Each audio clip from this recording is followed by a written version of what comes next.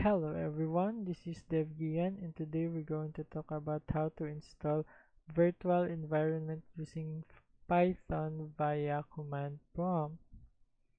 So let's get started.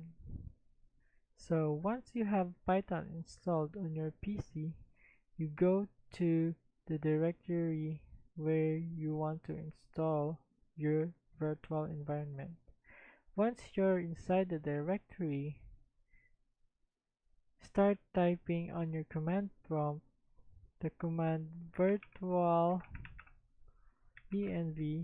which means the virtual environment, the name of the environment.